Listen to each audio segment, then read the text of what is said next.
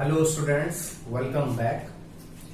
This is Lokesh Saraswat. I am starting chapter 2nd of class 8th. Its name is Microorganisms, Friend and Foe. It means chapter का जो meaning है वो है कि microorganism हमारे लिए friend और foe दोनों ही तरह से काम करते हैं. Friend मतलब हमारे लिए यूजफुल और foe का मतलब है हमारे लिए हार्मफुल.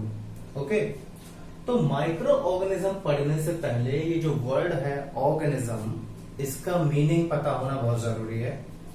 ऑर्गेनिज्म वर्ड हमेशा लिविंग बीइंग्स के लिए यूज किया जाता है. जितने भी लिविंग बीइंग्स हैं उनके लिए हम क्या वर्ड यूज करते हैं? ऑर्गेनिज्म. आप अपने एनवायरनमेंट में बहुत सारी चीजों को देखते हैं, बहुत सारे एनिमल्स देखते हैं, ह्यूमन बीइंग देखते हैं, बर्ड्स देखते हैं. इन सब के लिए हम वर्ड यूज कर सकते हैं ऑर्गेनिज्म. ओके अब वर्ड आता है माइक्रो ऑर्गेनिज्म. तो माइक्रो मीन्स बहुत ही स्मॉल साइज में जो चीज मौजूद होती है उसके लिए हम वर्ड यूज करते हैं माइक्रो. ठीक है. और ऑर्गेनिज्म का मतलब है living beings. It means the living beings which are very minute in size that we can not see them without using any magnifying glass और माइक्रोस्कोप.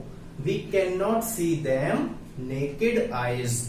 हम उन्हें अपनी नेकेड आईज से नहीं देख सकते जब तक कि हम कोई मैग्नीफाइंग ग्लास या माइक्रोस्कोप यूज ना करें.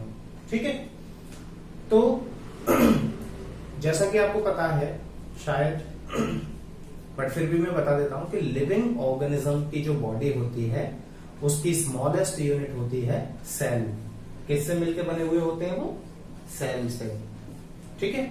ये उनकी बॉडी की सबसे छोटी यूनिट होती है. जिस तरह से किसी भी बिल्डिंग को बनाने के लिए सबसे स्मॉलेस्ट यूनिट ब्रिक यानी कि ईंट की जरूरत पड़ती है, वैसे ही लिविंग ऑर्गेनिज्म के बॉडी की हम इसको ब्रिक बोल सकते हैं. एक छोटी सी ईंट बोल सकते हैं जिससे पूरी बॉडी बनी हुई है. फिर चाहे वो प्लांट्स हो या एनिमल्स हो या बर्ड्स हो, ठीक है, सभी लिविंग ऑर्गेनिज्म की बॉडी सेल्स से मिलकर बनी हुई होती है.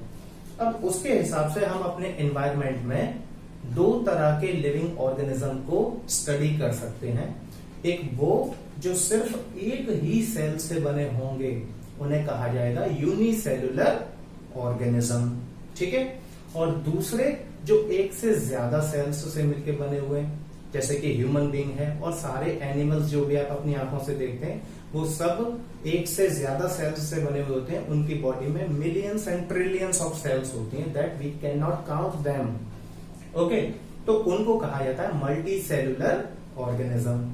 ठीक है. तो ये जो माइक्रो ऑर्गेनिजम्स होते हैं ये पहली वाली कैटेगरी में रखे जाते हैं यूनिसेल्युलर ऑर्गेनिजम्स में, क्योंकि इनकी जो बॉडी है वो एक सिंगल सेल से बनी हुई होती है. ठीक है. अब ये साइंटिस्ट हैं, इनका नाम है एंटोनी वॉन ल्यूवेनहॉक. इन्होंने 1674 में first time in living cells को ऑब्जर्व किया था अपनी खुद की बनाई हुई माइक्रोस्कोप से. या कह सकते हैं कि इनकी माइक्रोस्कोप में बहुत ज्यादा मैग्निफिकेशन पावर नहीं थी. वो एक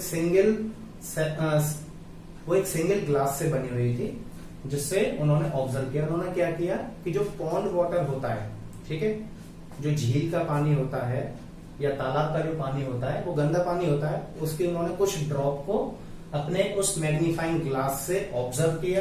तो उसमें उनको कुछ रेंगती हुई लिविंग ऑर्गेनिज्म की सेल्स नजर आई, जिसको उन्होंने लिविंग सेल का नाम दिया. फर्स्ट टाइम ल्यूवेनहॉक ने उनको ऑब्जर्व किया और माइक्रोस्कोप को भी इन्होंने ही इन्वेंट किया था. ठीक है. इसके बाद फिर एक साइंटिस्ट थे जिनका नाम था रॉबर्ट हुक. उन्होंने उसके बाद सेल्स को ऑब्जर्व किया था, सेल के बारे में और फर्दर जानकारी दी थी. लेकिन उन्होंने जिन सेल्स को फर्स्ट टाइम ऑब्जर्व किया था वो डेड सेल्स थी, तो इसलिए पहले नाम एंटोनी वॉन ल्यूवेनहॉक का आता है. ठीक है. अब अगर हम बात करें कि माइक्रो ऑर्गेनिज्म रहते कहाँ हैं, कहाँ कहाँ पाए जाते हैं, तो ये हमारे एनवायरनमेंट की हर जगह में मौजूद होते हैं. यानी कि चाहे एयर हो या वाटर बॉडीज, सी, ओशियन, लेक, रिवर, हर जगह ये मौजूद होते हैं. और तो और जो dead and decaying organic matter होते हैं या कोई भी एनिमल या प्लांट अगर डेड हो जाता है, मर जाता है, तो उसकी बॉडी में भी ये प्रेजेंट होते हैं जब वो डिके होने लगती है, सड़ने लगती है तब। ठीक है। इसके अलावा ये एक्सट्रीम वेदर कंडीशन जिसमें कि किसी नॉर्मल पर्सन का रहना मुश्किल है, उसमें भी ये सरवाइव कर लेते हैं। जैसे कि पोलर रीजन जहां पर बहुत ज्यादा ठंड पड़ती है, माइनस में टेम्परेचर होता है, जहां पर डेजर्ट में जहां टेम्परेचर बहुत ज्यादा हाई होता है, अराउंड 70 और 80 डिग्री सेल्सियस होता है, वहां पर भी ये सरवाइव कर लेते हैं, क्योंकि ये अपनी बॉडी के चारों ओर एक सिस्ट फॉर्म कर लेते हैं। और इस सिस्ट का फॉर्म करने का रीजन ये है कि इसका टेम्परेचर पर कोई असर नहीं पड़ता, यानी कि टेम्परेचर कम हो या ज्यादा हो, उससे ये सिस्ट उस लिविंग ऑर्गेनिज्म पर कोई फर्क नहीं पड़ने देती। ठीक है। तो अब हम बढ़ते हैं कि माइक्रो ऑर्गेनिज्म को कुछ ग्रुप्स में डिवाइड किया गया है, क्योंकि सारे माइक्रो ऑर्गेनिज्म को एक ही जगह पर स्टडी करना मुश्किल रहेगा। उसके लिए उनको उनमें कुछ जो सिमिलैरिटीज होती हैं उनके अकॉर्डिंग उन्हें 5 ग्रुप्स में डिवाइड किया गया है: bacteria, virus, algae, fungi and protozoa. तो इन 5 ग्रुप के बारे में हम बारी बारी से स्टडी करेंगे और इसके बारे में डिटेल नॉलेज लेंगे। ओके। फर्स्ट माइक्रो ऑर्गेनिज्म है बैक्टीरिया। इसको सिंगुलर में बैक्टीरियम कहा जाता है। अगर एक सिंगल बैक्टीरिया की बात करें तो उसे हम बैक्टीरियम बोलेंगे। ठीक है। बहुत ही स्मॉल साइज में होता है और सिंपल लिविंग ऑर्गेनिज्म है ये। साइज की बात करें तो इसका साइज होता है 0.2 से लेकर 100 माइक्रोन तक। माइक्रोन जो है वो लेंथ को मेजर करने की एक यूनिट होती है, जिसमें 1 माइक्रोन इक्वल्स टू होता है 10⁻⁻⁶ मीटर। और आप चाहें तो इसे 1/1000 मिलीमीटर भी लिख सकते हैं। ठीक है। तो शेप के अकॉर्डिंग, बॉडी की शेप के हिसाब से जो एग्जाम्पल्स हैं बैक्टीरिया के, उसमें नंबर फर्स्ट आता है बेसिलाई बैक्टीरिया। देखिए इसमें जो नेम्स होंगे वो काफी डिफिकल्ट होंगे, थोड़े डिफरेंट होंगे, जो आप फर्स्ट टाइम सुनेंगे और प्रोनाउंसिएशन में कहीं ना कहीं प्रॉब्लम आएगी। बट आप इसे जब कई बार रिवाइज करेंगे तो फिर आपसे प्रोनाउंसिएशन सही आना शुरू हो जाएगा, बशर्ते आपको उसके लिए प्रैक्टिस करनी होगी। तो फर्स्ट जो एग्जाम्पल है वो है बेसिलाई। बेसिलाई बैक्टीरिया, इनका जो शेप होता है वो रॉड शेप में होता है, जैसे एक रॉड होती है उस शेप में होते हैं। और जो एग्जाम्पल है उस बैक्टीरिया का नाम होता है एस्चेरिचिया कोलाई। ठीक है। सेकंड कोकाई, ये काफी इंपॉर्टेंट है, कई बार एग्जाम्स में भी पूछ लिया जाता है। कोकाई जो बैक्टीरिया होता है वो स्फेरिकल शेप में होता है, यानी कि जैसे गेंद होती है, ठीक है, बॉल की शेप में, सर्कुलर शेप में होता है। इस बैक्टीरिया का एग्जाम्पल है स्ट्रेप्टोकोकस निमोनियाई। ठीक है, पी साइलेंट है, याद रखिएगा। एक्चुअल में स्ट्रेप्टोकोकस निमोनियाई बैक्टीरिया की वजह से निमोनिया बीमारी होती है, जिसमें लंग्स में इंफेक्शन हो जाता है, आपने सुना होगा इसके बारे में। ठीक है। नंबर थर्ड है विब्रियो। विब्रियो बैक्टीरिया जो है वो कॉमा शेप में होता है, जैसे आप कॉमा लगाते हैं इस तरीके से, इसी शेप में होता है। तो विब्रियो बैक्टीरिया का एग्जांपल है विब्रियो कॉलेरी। ठीक है। इन बैक्टीरिया के नाम से आपको बीमारी का भी पता चल जाएगा कि कौन सी बीमारी ये फैलाते हैं। जैसे विब्रियो कॉलेरी जो है वो कॉलेरा बीमारी फैलाता है। कॉलेरा बीमारी आपने सुनी होगी, जिसमें डिहाइड्रेशन रहता है, बॉडी में ग्लूकोज की कमी हो जाती है, वाटर की कमी हो जाती है। ठीक है। और इस वक्त जो टाइम चल रहा है मई और जून का, इसमें ये बीमारी फैलने के बहुत ज्यादा चांसेस होते हैं। तो विब्रियो कॉलेरी एग्जाम्पल है विब्रियो का। ठीक है, विब्रियो शेप है। नंबर फोर्थ है स्पाइरेला। आपने स्पाइरल फॉर्म देखा होगा, जैसे स्प्रिंग की तरह जो होता है। ठीक है, इसी शेप के हिसाब से इसका नाम रखा गया स्पाइरेला। स्पाइरल शेप में होता है और इस बैक्टीरिया का एग्जाम्पल है, इस शेप का एग्जाम्पल है ट्रेपोनीमा पैलिडम। ठीक है, नाम थोड़ा सा डिफिकल्ट है, बट आप बार बार इसको जब रिवाइज करेंगे जब आप करेंगे तो आपको याद हो जाएगा। ठीक है। तो ये तो हो गई 4 शेप बैक्टीरिया की, bacilli, cocci, vibrio and spirilla. ठीक है। इसके बाद हम बढ़ते हैं इनके रेस्पिरेशन के अकॉर्डिंग इनको डिवाइड करने के लिए। एरोबिक एंड एनारोबिक, इसके बारे में आपने 7th क्लास में पढ़ा होगा। एरोबिक और एनारोबिक जो है वो रेस्पिरेशन के टाइप हैं। एरोबिक रेस्पिरेशन करने वाले जो बैक्टीरिया हैं उनको एरोबिक बैक्टीरिया कहा जाता है, because they respire in the presence of oxygen, and anaerobic bacteria can respire in the absence of oxygen. ठीक है, तो दोनों ही तरह के बैक्टीरिया प्रेजेंट होते हैं। न्यूट्रिशन की बात की जाए यानी फूड हैबिट की, तो कुछ बैक्टीरिया तो होते हैं autotrophic, it means they prepare their own food, they do not depend on others. और some bacteria are heterotrophic because they depend on other organic matter to derive their food. तो ये सारे जो हैं वो टाइप्स हैं बैक्टीरिया के। अब नेक्स्ट हम पढ़ेंगे किसके बारे में, वायरस के बारे में। सेकेंड माइक्रो ऑर्गेनिज्म है वायरसेस। ठीक है, सिंगुलर इसका वायरस होता है। This is the smallest microbes. याद रखिएगा, माइक्रो ऑर्गेनिज्म की जगह पर आप वर्ड माइक्रोब्स भी यूज कर सकते हैं, उसकी शॉर्ट फॉर्म होती है। ठीक है, so viruses are the smallest microbes which have the size 20 to 300 micrometre और माइक्रोन। ठीक है, सबसे छोटे साइज में होता है, and they can only be seen under electron microscope. तो एक सिंपल माइक्रोस्कोप होती है और एक इलेक्ट्रॉन माइक्रोस्कोप होती है। इलेक्ट्रॉन माइक्रोस्कोप इसलिए यूज किया जाता है क्योंकि जब साइज बहुत ज्यादा कम होता है तब सिंपल माइक्रोस्कोप से डिटेल नॉलेज नहीं मिल पाती है। At that time, scientists use electron microscope, which have 2000 times magnification power than simple microscope. इसकी जो मैग्निफिकेशन पावर है वो सिंपल माइक्रोस्कोप से 2000 गुना ज्यादा होती है। तो आप समझ सकते हैं कि कितना ज्यादा हम डिटेल में उस स्ट्रक्चर को एग्जामिन कर सकते हैं। Okay, and viruses are also considered as the connecting link between living and non living things. ये बहुत ही इंपॉर्टेंट पॉइंट है जो आपको याद रखना है। वायरसेस जो हैं वो लिविंग बींग्स और नॉन लिविंग थिंग्स के बीच की एक कनेक्टिंग लिंक कही जाती है।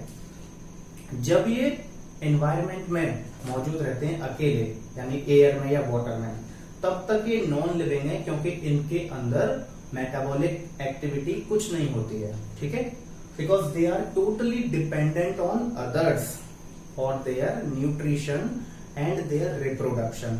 फूड के लिए भी, एनर्जी के लिए, और रिप्रोडक्शन मतलब एक वायरस से अपनी आगे की जनरेशन को बनाना, उन सब के लिए उन्हें किसी होस्ट की जरूरत पड़ती है। होस्ट कहा जाता है किसी सेपरेट लिविंग ऑर्गेनिज्म को जिसकी बॉडी से ये न्यूट्रिशन गेन कर सकें। तो जब तक ये होस्ट की बॉडी में एंटर नहीं हो जाएंगे, ठीक है, तब तक ये नॉन लिविंग है। और जैसे ये होस्ट की बॉडी में दाखिल हो जाएंगे तभी हम इनको क्या कहेंगे, लिविंग बींग्स, क्योंकि तभी इनके अंदर मेटाबॉलिक एक्टिविटीज होना शुरू हो जाएंगी। ठीक है, एग्जाम्पल है इसके इन्फ्लुएंजा वायरस, जिससे इन्फ्लुएंजा बीमारी होती है। ये एक थ्रोट रीजन में होने वाली बीमारी है, गले में होने वाली परेशानी जिसमें सांस लेने में तकलीफ होती है और दर्द रहता है। दूसरा है HIV, जिससे एड्स होता है। HIV वायरस का नाम है ह्यूमन इम्यूनो डेफिशिएंसी वायरस। ठीक है, ह्यूमन इम्यूनो डेफिशिएंसी वायरस। इस वायरस से कौन सी बीमारी होती है, एड्स। ठीक है, एंड नंबर 3 इज पोलियो, जो कि अब इंडिया में पूरी तरह से खत्म हो चुका है, लेकिन इसको फैलाने वाला जो वायरस है वो है पोलियो वायरस। ठीक है, these are the example of viruses. Number 3 micro organism है एल्गी। ठीक है, इसका सिंगुलर होता है एल्गा। अगर हम सिंगुलर की बात करें तो एल्गा बोलेंगे और प्लूरल की बात करें तो एल्गी। इनको सिंपल प्लांट्स भी कहा जाता है। एक्चुअल में whenever you visit any water body area, you see the simple plants floating on the surface of water. You see a green color layer above the water surface. तो जब green colour की एक layer देखते हैं पानी के ऊपर, जिसे हम काई बोलते हैं, वो एक्चुअल में क्या होती है, एल्गी। ठीक है, इनको सिंपल प्लांट्स कहा जाता है। सिंपल प्लांट्स इसलिए बोल रहे हैं क्योंकि इनकी जो बॉडी है वो रूट, स्टेम, लीफ इसमें डिवाइड नहीं होती है, इस वजह से इनको सिंपल प्लांट्स कहा जाता है। और इनको सी वीड्स भी कहा जाता है। Okay, some algae are unicellular, एक सिंगल सेल की होती हैं, but some are multi cellular. तो जो हम वाटर के ऊपर देखते हैं काई, वो मल्टी सेल्युलर होती है। ऑब्वियसली हम उसे नेकेड आईज से देख पा रहे हैं, बिना किसी माइक्रोस्कोप या मैग्नीफाइंग ग्लास के यूज के देख पा रहे हैं हम, इसलिए वो मल्टी सेल्युलर हुए। अच्छा, खास बात क्या है कि इनमें क्लोरोफिल प्रेजेंट होता है, जो कि फोटोसिंथेसिस के काम आता है। ऑब्वियसली इनका ग्रीन कलर होता है। This green colour is due to presence of chlorophyll, which is also useful in the process of photosynthesis. So we can also say that they are autotrophs, or the nutrition is autotrophic nutrition. All right. Example हैं algae के Chlamydomonas, seaweeds, Spirogyra and Volvox. Okay. Number 4th microorganism is fungi. Fungi is a plural word, याद रखिएगा, and the singular form is fungus. Basically हम जब चीजें खराब हो जाती हैं तब हम इस वर्ड का यूज करते हैं, फंगस लग गया है, ठीक है। इस टाइम पर अगर आप कोई भी चीज रेफ्रिजरेटर में नहीं रखेंगे रात को, तो सुबह तक उसमें फंगस लग जाएगी और वो चीज खराब हो जाएगी, ठीक है। दे लैक ऑफ क्लोरोफिल, इनमें क्लोरोफिल नहीं होता है। इट मीन्स ऑटोट्रॉफ्स हो नहीं सकते ये, यानी कि या तो सैप्रोफिटिक होंगे या फिर पैरासिटिक होंगे। मोस्टली जो फंजाई हैं वो ज्यादातर, ठीक है, सैप्रोफाइट्स होते हैं।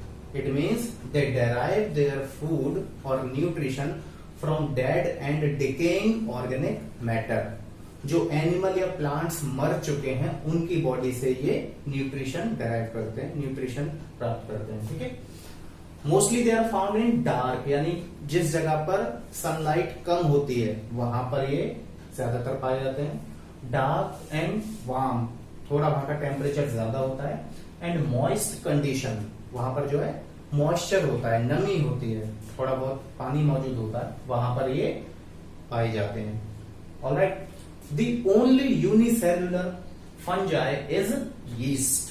यीस्ट ही अकेला यूनिसेल्युलर माइक्रो ऑर्गेनिज्म है फंजाई की कैटेगरी में, अदरवाइज सारे ही मल्टी सेल्युलर होते हैं। कॉमन एग्जांपल है मशरूम, जिसको हम एज अ वेजिटेबल भी यूज करते हैं, आपने इसके बारे में पढ़ा होगा। So these are the examples: yeast, Mucor, mushroom, Penicillium. अब देखिए यहां पर ये म्यूकर आपने वर्ड पढ़ा, जैसे कि ब्रेड मोल्ड भी कहा जाता है। क्योंकि ये ब्रेड पर लगता है इसलिए इस मोल्ड का नाम है ब्रेड मोल्ड। हम इसे केवल मोल्ड भी बोल सकते हैं या फिर म्यूकर भी बोल सकते हैं। तो आपने ऐसा देखा होगा कि अगर हम ब्रेड के स्लाइस को ओपनली छोड़ देते हैं, रेफ्रिजरेटर में नहीं रखते हैं, और नेक्स्ट डे या फिर 1-2 दिन बाद जब हम उसे देखेंगे तो उस पर आपको एक ग्रे कलर की लेयर नजर आ जाएगी, ठीक है। That layer is bread mould, यानी वो फंगस होता है, और उस फंगस का नाम क्या होता है? ब्रेड मोल्ड, जिसकी वजह से वो स्टेल हो जाती है, खराब हो जाती है, हम उसे यूज नहीं कर सकते, ठीक है। The last group, the last member of this group is protozoa. Protozoa is also plural word, singular is protozoan. अगर आप एक सिंगल ऑर्गेनिज्म के बारे में बात करेंगे तो प्रोटोजोन वर्ड यूज करेंगे, और पूरे ग्रुप के बारे में बात करेंगे तो protozoa. Okay, these are unicellular microbes, और we can also say that they are the first animal. तो सिंपल एनिमल में ये फर्स्ट कैटेगरी है जिसमें कि यूनिसेल्युलर माइक्रोब्स होते हैं। मोस्टली दे आर एक्वाटिक, ज्यादातर ये वाटर में मौजूद होते हैं, ठीक है, जैसे कि पॉन्ड, लेक, रिवर, सी, इन जगह पर ये पाए जाते हैं। और इनका न्यूट्रिशन कैसा होता है? सैप्रोफिटिक और पैरासिटिक। तो सैप्रोफिटिक तो अभी आपको बताया है इसमें फंजाई में, जो कि dead and decaying organic matter से अपना न्यूट्रिशन लेते हैं। और पैरासिटिक किसे कहते हैं? जो किसी होस्ट की बॉडी पर डिपेंडेंट रहते हैं और वहां से अपना फूड ऑब्टेन करते हैं। अगर आप गौर करें तो दोनों के टर्म्स तो लगभग सेम है, बट फिर भी इन दोनों में डिफरेंस होता है, बहुत ही छोटा सा डिफरेंस है, जो कि शायद आपने अभी तक ढूंढ लिया हो। सैप्रोफाइट्स में जिस लिविंग ऑर्गेनिज्म से फूड ऑब्टेन किया जाता है वो नॉन लिविंग, यानी मर चुका होता है। वो पहले कभी लिविंग रहा होता है, लेकिन उसकी मौत के बाद उसकी डेड बॉडी से न्यूट्रिशन लिया जाता है। जबकि पैरासिटिक में वो ऑर्गेनिज्म लिविंग रहता है, तब उसकी बॉडी से न्यूट्रिशन लिया जाता है। एक कॉमन एग्जांपल है लीच और लाइस का। लीच जो कि समुद्र के आसपास एक ब्लैक कलर का कीड़ा होता है जो कि किसी की बॉडी से अगर स्टिक हो जाए तो फिर उससे ब्लड को सक करना शुरू कर देता है। ठीक है। लाइस जुए जो ह्यूमन बीइंग में पाए जाते हैं, उनके बालों में मौजूद रहते हैं जिन लोगों के में, तो क्या करते हैं वो कि जो सर है, सर से वो खून चूसना शुरू कर देते हैं। तो they are also parasite. Okay. Parasitic and saprophytic nutrition are found in protozoan. Okay. अब इसमें ये जो एग्जांपल है यूग्लिना, इंपॉर्टेंट है, इसको आप याद रखिएगा। It is autotroph.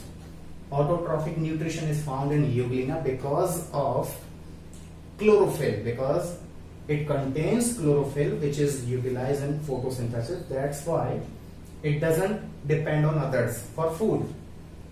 An example of protozoa group are very important amoeba, paramecium. ये दो एग्जाम्पल आप फ्रीक्वेंटली सुनते रहेंगे जब भी आप सेल का चैप्टर या माइक्रो ऑर्गेनिज्म का पढ़ेंगे।